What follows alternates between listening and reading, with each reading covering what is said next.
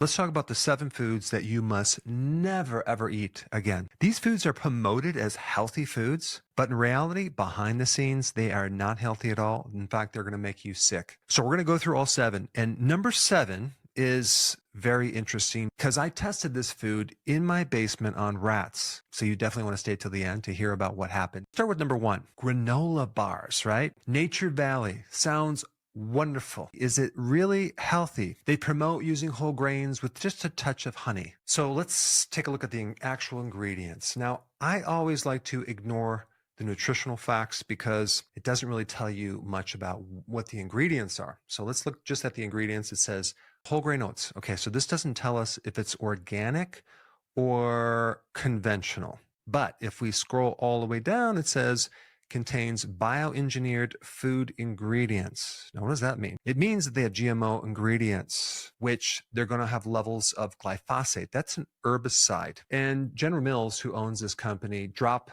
the 100% natural because they got sued. The problem is it contained a chemical called glyphosate, like I just mentioned, a weed killer, which is linked to cancer. Now, you have to realize that glyphosate is the main ingredient in Roundup Ready. This is a popular herbicide, which, by the way, they were ordered to pay $300 million to a man with terminal cancer after being exposed to that herbicide. So the first thing to know is the whole grain oats are not organic. Second thing is sugar. They don't tell you what kind of sugar, cane sugar or beet sugar. Most likely it's beet sugar, which also is GMO. And then we get into canola and or sunflower oil. This is a seed oil, which is, from my viewpoint, not very healthy because it's going to create a lot of problems on the inside of your body. It's high in omega-6. Then we get into the rice flour. Okay, that's a starch, highly refined. When you're dealing with the starch, you're really dealing with sugar, right? That's what a starch is. It's a group of sugar molecules connected together. Then we get honey, like they said, only probably just a tiny bit of honey, salt, brown sugar syrup. When they make sugar into syrup, they have to refine it more, and it's actually going to create a really nice spike when you consume it with your blood sugars. One serving size equals just under 7 teaspoons of sugar. All right, let's dive into number 2.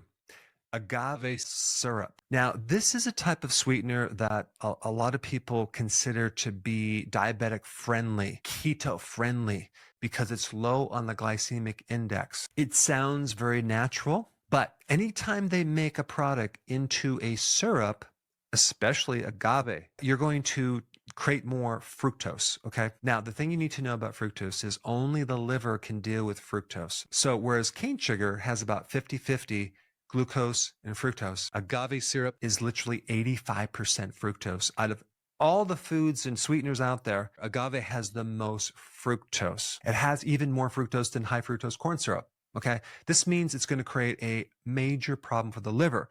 Your liver treats fructose like it does alcohol, like a toxin.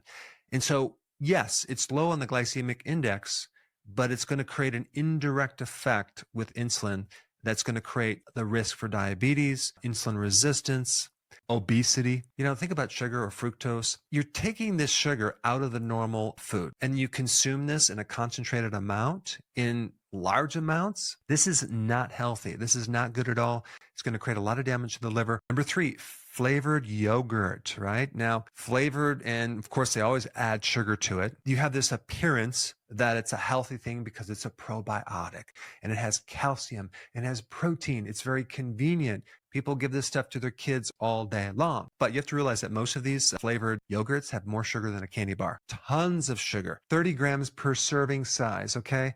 This is like way too much sugar. And then when you're adding the sugar to the protein in it and all the other stuff, you're just going to feed your pathogens, not the good bacteria. And the amount of probiotics or beneficial microbes in this product is not very significant. Most, if not all, these microbes don't even survive the stomach acid.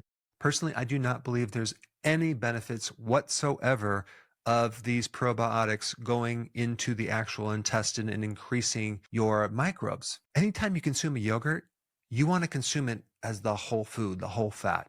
You don't want any yogurts being with skim milk or low fat at all. I mean, if you're going to do yogurt, do Bulgarian yogurt, do Greek yogurt without the added sugars. I mean, yogurt by itself has, 6 grams of sugar per serving size. Why would you want to add more sugar?